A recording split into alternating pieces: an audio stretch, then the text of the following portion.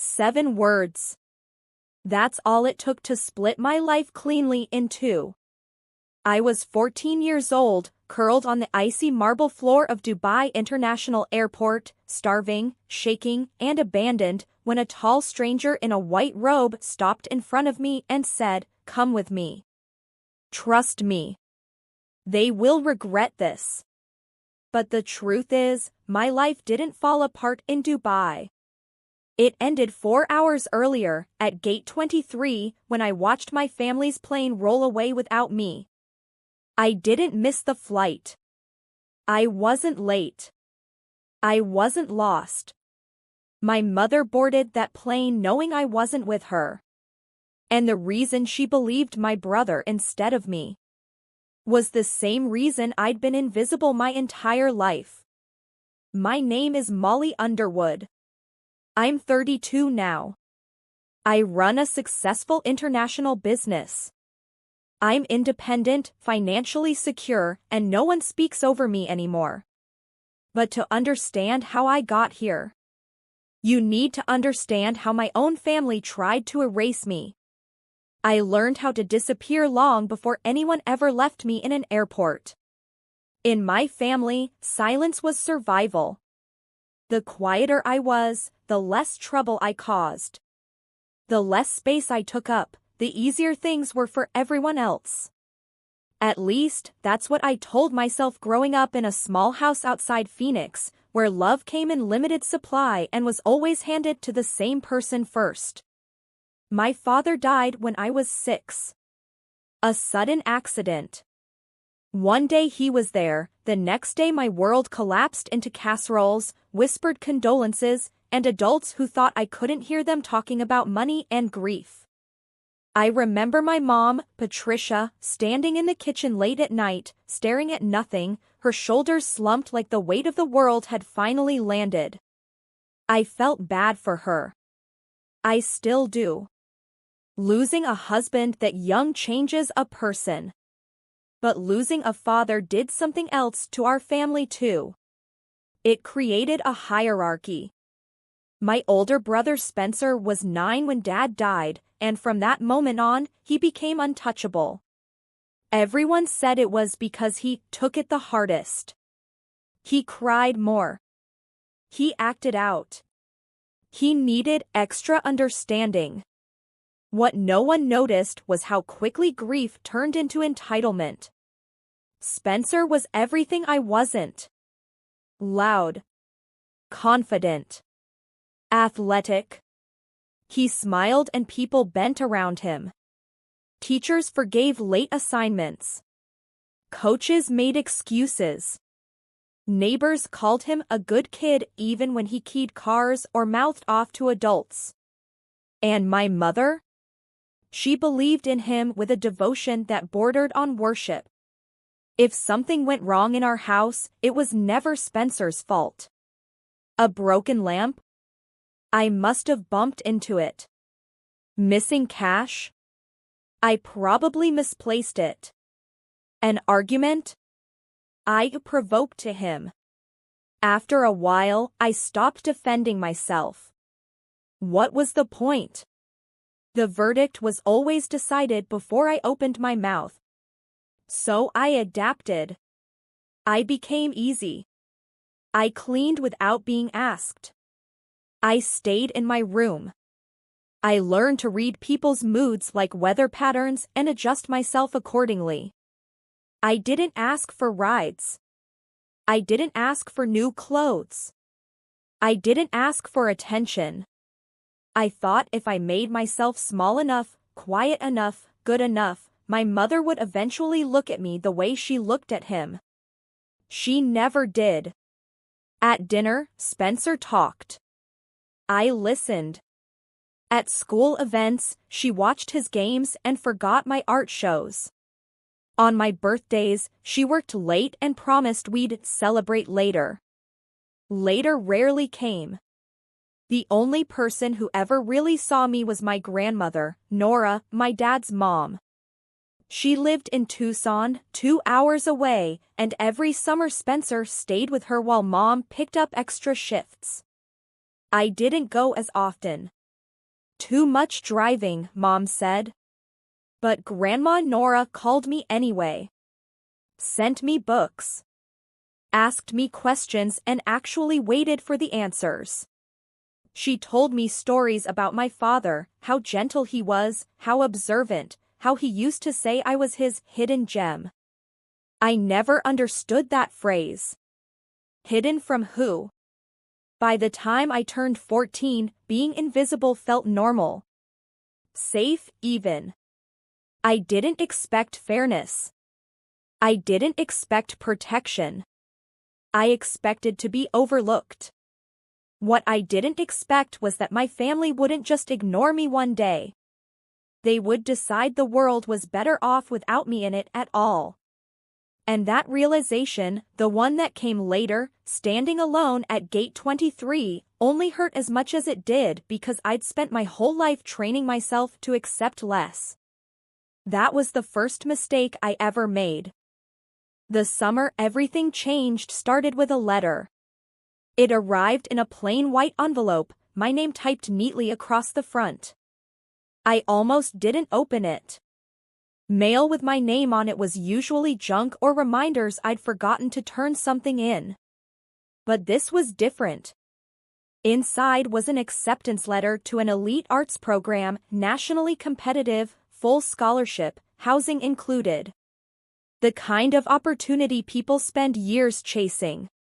I read it 3 times before it felt real. For the first time in my life, I had something that was mine. Something no one could dismiss as cute or not practical. It wasn't Spencer's trophy or my mother's sacrifice. It was proof that I mattered somewhere. When I showed my mom, she smiled. A tight smile. She said, "That's nice, Molly," and went back to checking emails. No hug. No celebration. But I'd learned to take what I could get. Spencer, on the other hand, noticed immediately. At first, it was subtle. Comments tossed casually into the air. Art programs are basically daycare for kids who can't do real work. Or, you sure they didn't mix you up with someone else? He laughed when he said it, like it was a joke. Everyone else laughed too. My mother didn't correct him. Then the comments sharpened. He started asking how much the program cost, even though I'd told him it was fully funded. He made remarks about how wasting time on art wouldn't pay the bills, how someone would have to support me forever if I didn't get realistic. Every word felt designed to remind me of my place. I could feel it, the shift.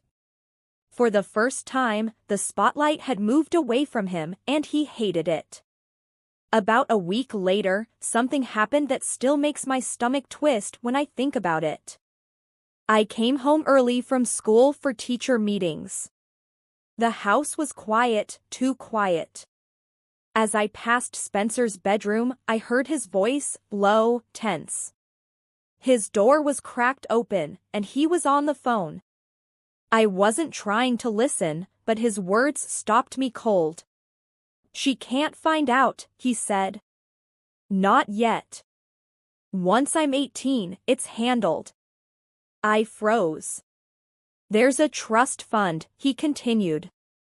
"Dad set it up. And I'm not letting her mess this up." My heart started pounding. Trust fund? I had never heard my mother mention anything like that. Ever. I must have shifted my weight because the floor creaked. Spencer yanked the door open, his face twisted with anger. "Were you spying on me?" he snapped. "I just got home," I said quickly. "I wasn't." "Stay out of my business, Molly," he said, stepping past me. "I mean it." He walked downstairs like nothing had happened, leaving me standing there with 1,000 questions and no answers. That night, I barely slept. I replayed his words over and over. A trust fund. She can't find out. Once I'm 18. Spencer was turning 18 in 3 months. When I asked my mother the next day, carefully, casually, if Dad had left anything specific behind, she waved it off. "Your father took care of us," she said. "I manage everything now. You don't need to worry about adult finances." Conversation over. That's when the unease settled in. A cold, steady feeling that something important was being kept from me. Something that made Spencer nervous enough to lie, to threaten, to guard it like a secret weapon. A few days later, my mom announced we were going on a family vacation. Thailand. 2 weeks. A work raffle she'd won. First real trip we'd taken since Dad died. I smiled and said thank you. But deep down, something felt wrong. Spencer had gone very quiet. And when Spencer went quiet, it was never a good sign. The word vacation felt strange on my tongue. We hadn't taken one since my dad died, unless you counted weekend drives to nowhere or quick visits to Grandma Nora when my mom could spare the time. So when my mother announced we were flying to Thailand for 2 weeks, I told myself this was a reset. A chance for us to feel like a family again. I wanted to believe that. The trip was a prize from my mom's hospital, a workplace lottery tied to employee retention. Flights, hotels, the works. She talked about beaches and temples like she was already somewhere else, lighter than I'd seen her in years. Spencer acted indifferent, but I noticed how closely he watched every detail. Flight times. Layovers. Tickets. Our route took us from Phoenix to Dubai, then on to Bangkok. A 6-hour layover in one of the biggest airports in the world. I'd never been farther than California, and the idea of crossing the ocean made my chest buzz with nervous excitement. I packed 1 suitcase. It wasn't intentional. I just didn't own much worth bringing. A few outfits, my sketchbook, some books, and an oversized band t-shirt I liked because it made me feel invisible in a comforting way. Spencer packed 3 suitcases and complained the whole time about airline weight limits. I remember thinking how perfectly that summed us up. On the flight to Dubai, I sat alone by the window. Spencer and my mom sat together a few rows ahead of me. I watched movies, read, and stared at the clouds. Every now and then, I caught glimpses of them laughing, leaning toward each other, sharing inside jokes I wasn't part of. It stung, but it was familiar. I pushed it down. When we landed in Dubai, I forgot everything else for a moment. The airport was unreal. Marble floors that reflected light like water. Ceilings that seemed to stretch forever. Designer stores, gold shops, restaurants that looked like they belonged in magazines. It felt less like an airport and more like a city built entirely to impress. I stood there with my mouth half open, clutching my backpack like it was the only thing anchoring me to reality. Spencer suggested we split up during the layover. "I'll take Mom to look at the gold shops," he said. "You can go find a bookstore or something." The way he said "or something" made it sound like an afterthought, but I didn't care. Alone time was rare and precious. I nodded eagerly. Before we separated, Spencer reached for my backpack. "You don't want to drag that everywhere," he said casually. "I'll hold on to it. Keep it safe." Inside that backpack was everything important I owned in the world. My passport. My boarding pass. The $40 my grandmother had pressed into my hand before we left. "Emergency money," she'd said. "Just in case." I handed it over without hesitation. Why wouldn't I? He was my brother. The golden child. The one my mother trusted with everything. I went to the bathroom, freshened up, then wandered into a bookstore. I lost track of time flipping through glossy art books I could never afford, imagining a future where maybe I belonged somewhere like this. I checked the clock and headed back toward our meeting spot near Gate 23. They weren't there. At first, I wasn't worried. Spencer always ran late. Mom got distracted easily. I waited. Checked my watch. Walked a slow circle around the gate.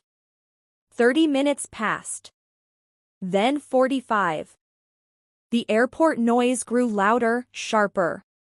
Boarding announcements echoed through the terminal.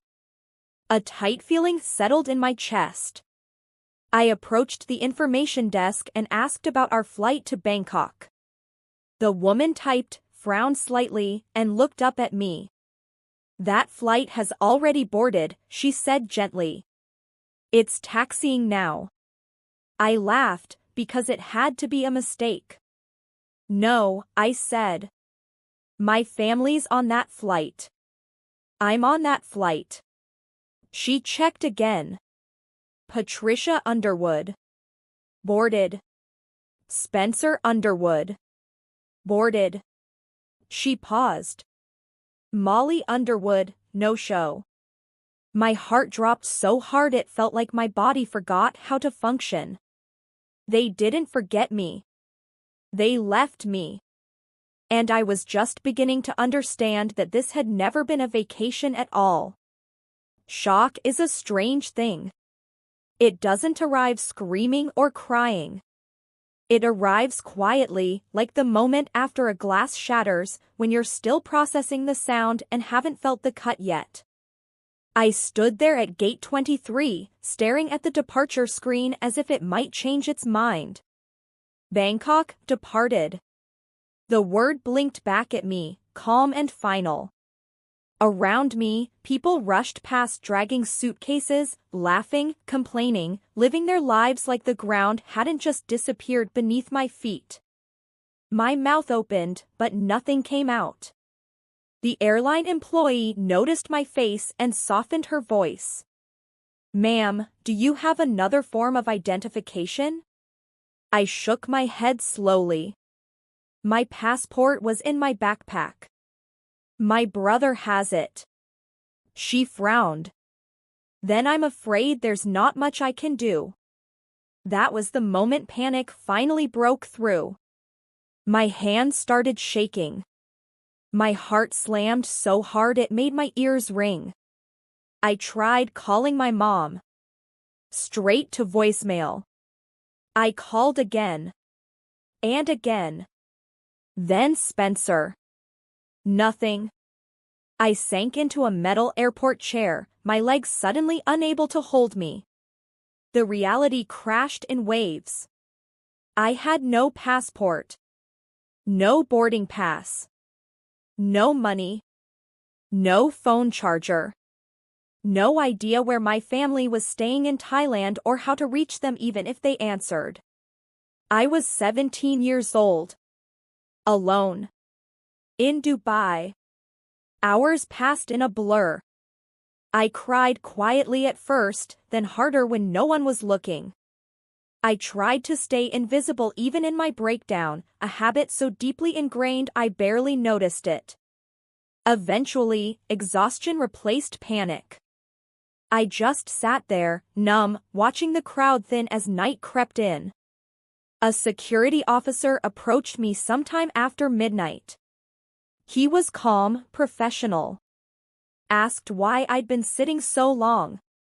I explained in broken sentences, embarrassed by how small my voice sounded. He listened without interruption, then escorted me to airport assistants. They gave me water. A sandwich I barely touched. Let me use a phone to try my family again. Still nothing. Eventually, the truth settled in like a weight on my chest. They weren't coming back. Not tonight. Maybe not at all. The airport contacted the U.S. consulate. Forms were filled out. Questions were asked. I answered mechanically, feeling like I was watching someone else's life unravel from a distance. Around dawn, they arranged a temporary travel document and booked me on the next available flight back to the States. Phoenix felt impossibly far away.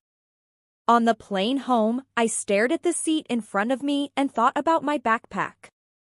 About how easily Spencer had taken it. About how naturally my mother had followed him onto that flight without once turning around to check if I was behind them. That hurt more than anything else. When I landed, Grandma Nora was waiting at the gate. I didn't know how she'd found out until later. My mom had called her, not in panic, not in tears, but irritated. Told her I'd wandered off and missed the flight, like it was an inconvenience, not abandonment. Grandma Nora didn't ask questions. She booked a ticket and flew out immediately. The moment I saw her, I broke. She wrapped me in her arms, tight and fierce, like she was afraid I might disappear if she let go.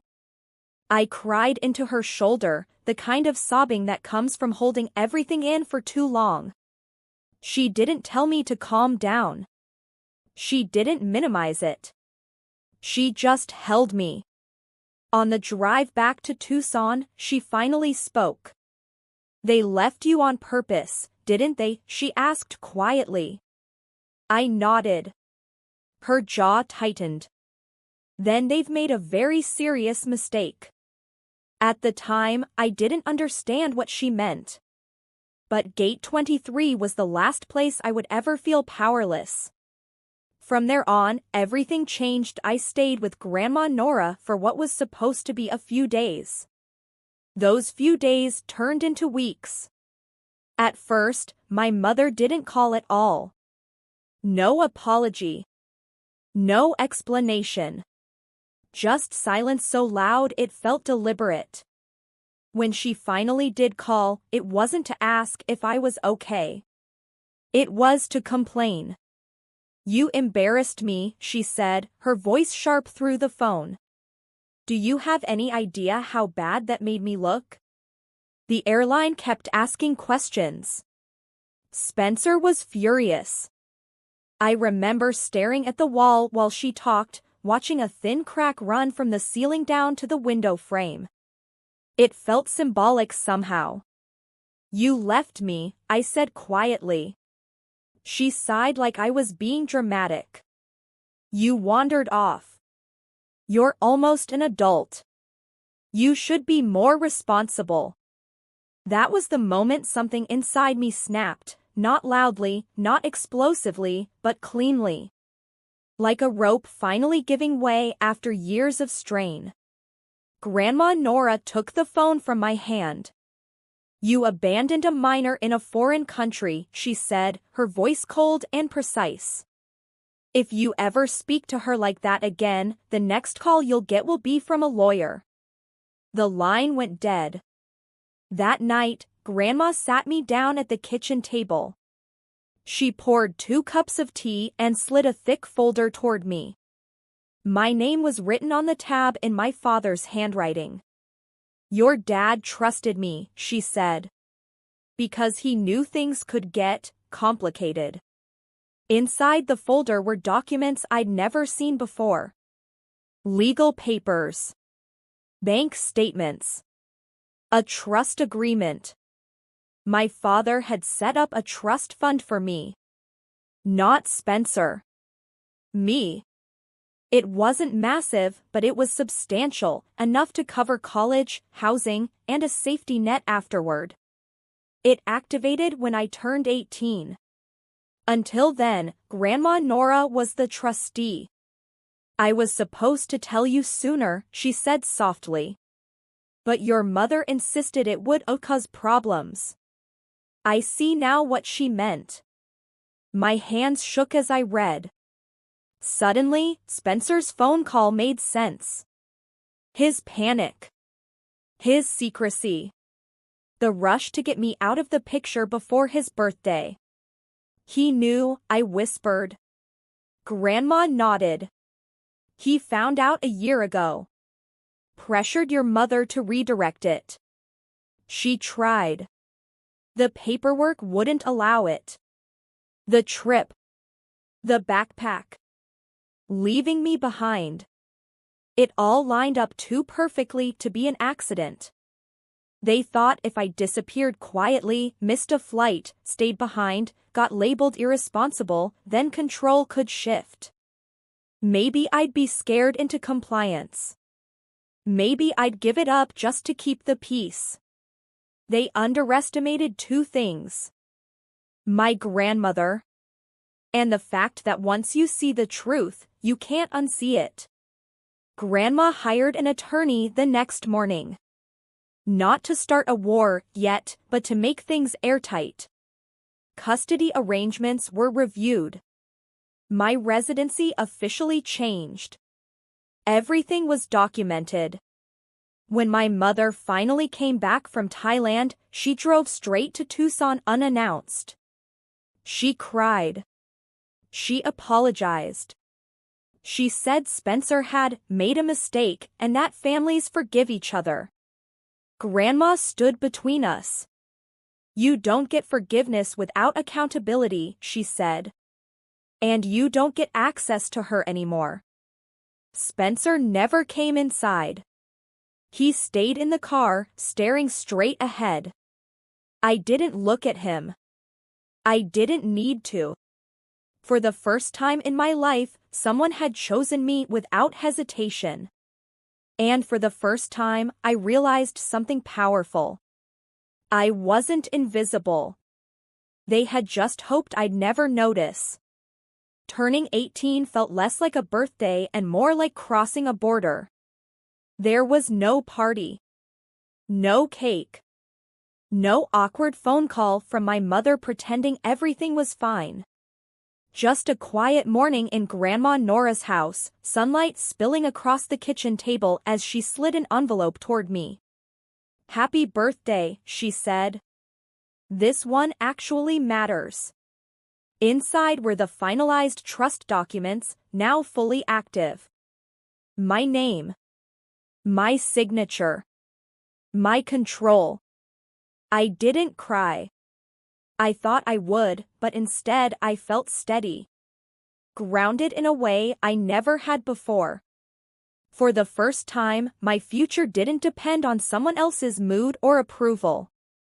It depended on me.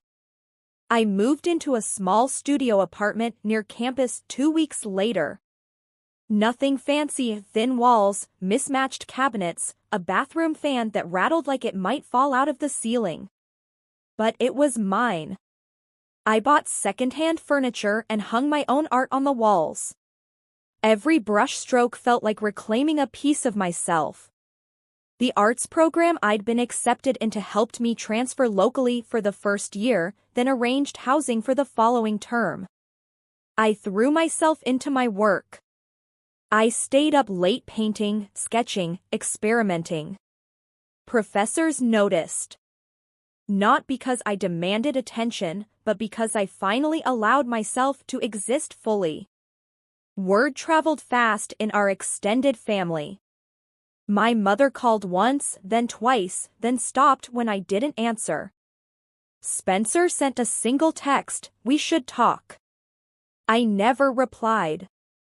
What they didn't realize was that silence, when chosen, is power. I grew. Slowly, steadily. I learned how to introduce myself without apologizing. How to say no without explaining. How to take up space in a room without shrinking. Therapy helped. So did distance. 2 years later, I landed an internship with a design firm in Scottsdale. They liked my portfolio. Said my work had edge and emotional clarity. I smiled at that. Emotional clarity was just another name for surviving and telling the truth about it.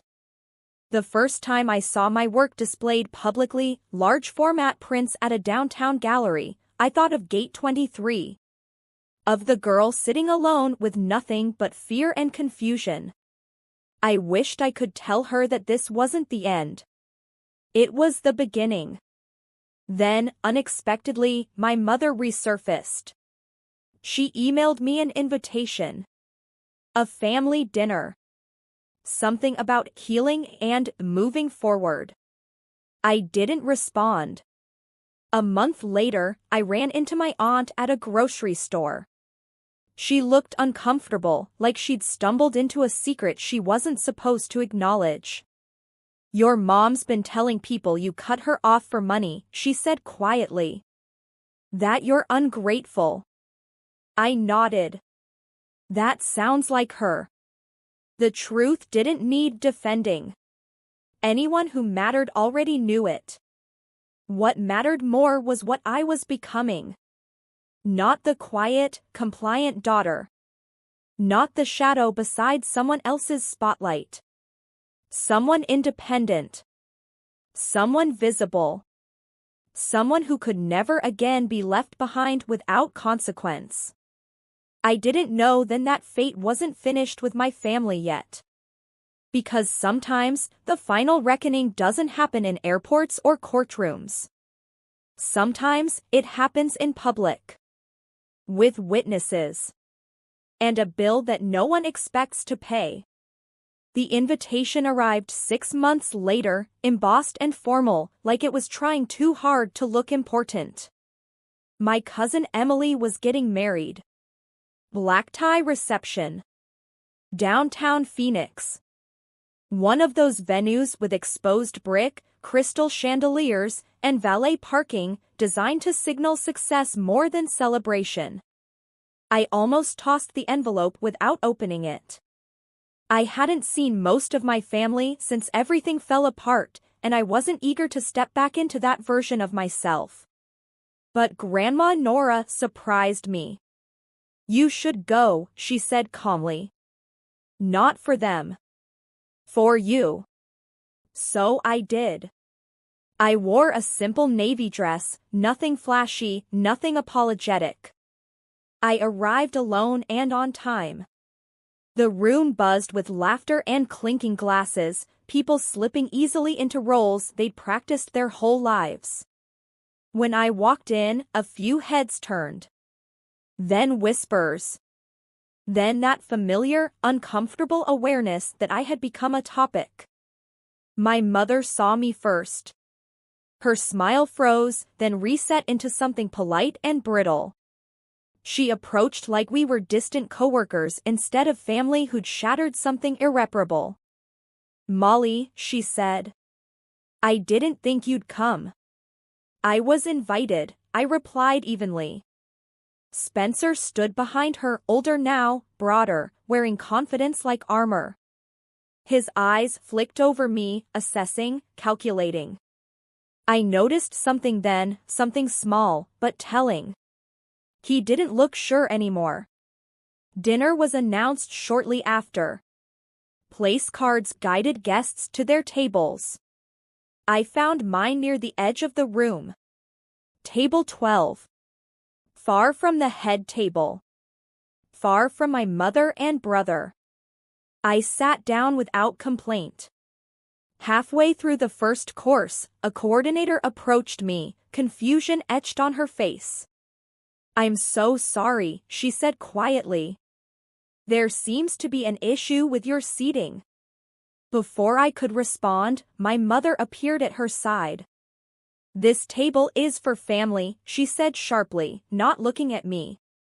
There must have been a mistake. The room went quiet in that subtle, collective way. Forks paused. Conversations thinned. "I am family," I said. She finally met my eyes. "Not like this," she replied. The words hit harder than I expected. Not because they were new, but because this time I didn't absorb them. I felt them bounce off something solid inside me. Before I could stand, a waiter arrived, holding a leather folder. "Excuse me," he said, professional but firm. "Before any changes are made, we need to address the open balance for this table." He placed the folder down. $2,200, he said. It's currently assigned to the host. My mother blinked. What? The waiter nodded toward me. This guest prepaid the full amount earlier today. Requested the bill be settled at service. The room murmured. Spencer's head snapped toward me. I smiled, not wide, not smug. Just calm. I wanted to contribute, I said. Family and all. My mother's face drained of color.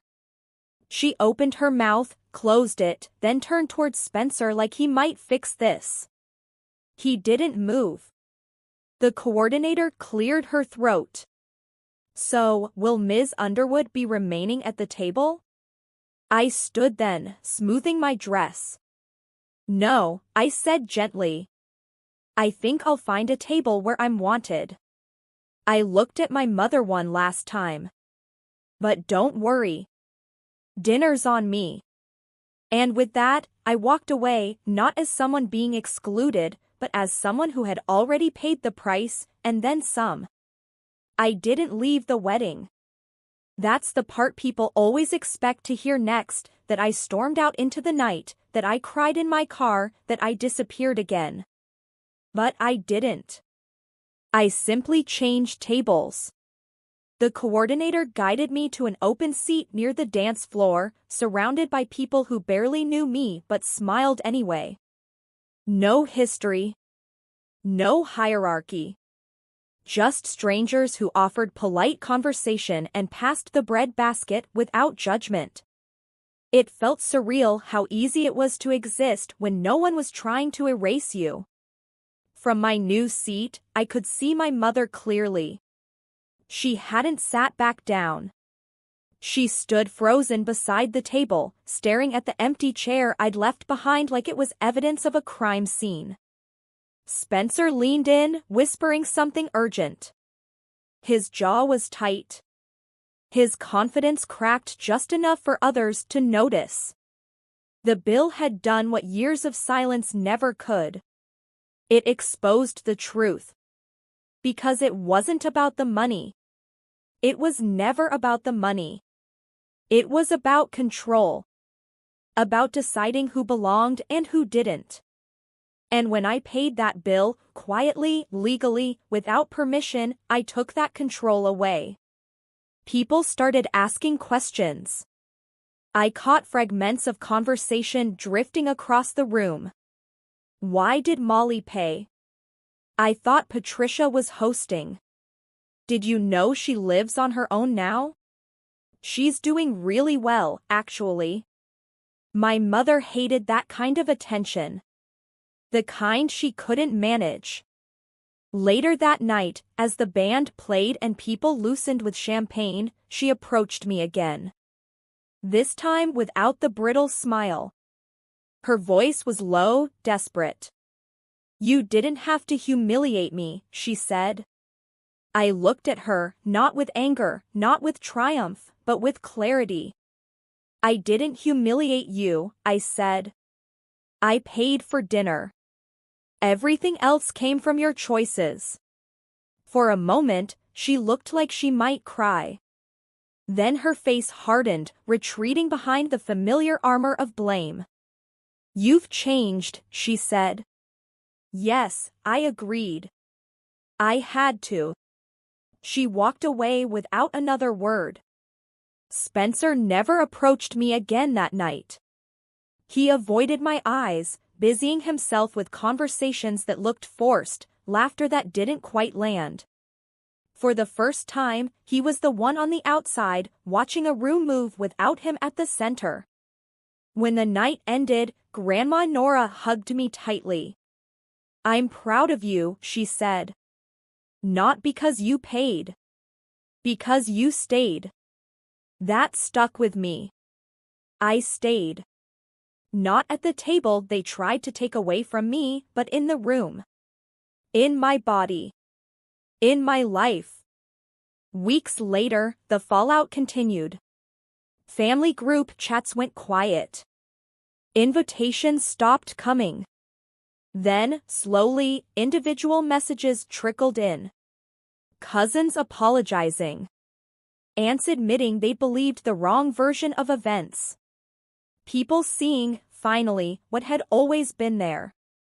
My relationship with my mother never fully recovered. And that's okay. Some bridges aren't meant to be rebuilt. They're meant to mark where you stopped crossing back. As for me, I kept going. I finished school. I moved cities. I built a life that didn't require permission or validation.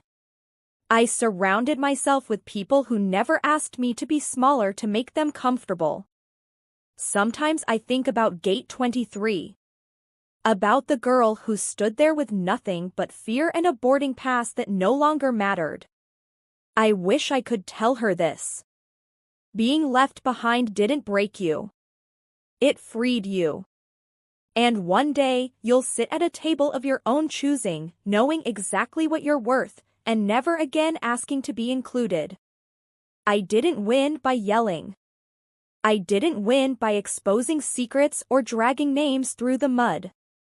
I won by surviving, by becoming untouchable in the quietest way possible. They left me at an airport because they thought I was disposable. They dismissed me at a table because they thought I didn't belong. But the truth is, people who underestimate you often hand you the cleanest exit and the strongest comeback. The bill wasn't revenge. It was a receipt. A record of every moment they tried to erase me and failed. And if there's one thing I've learned, it's this. You don't need a seat at someone else's table when you can afford to walk away and build your own.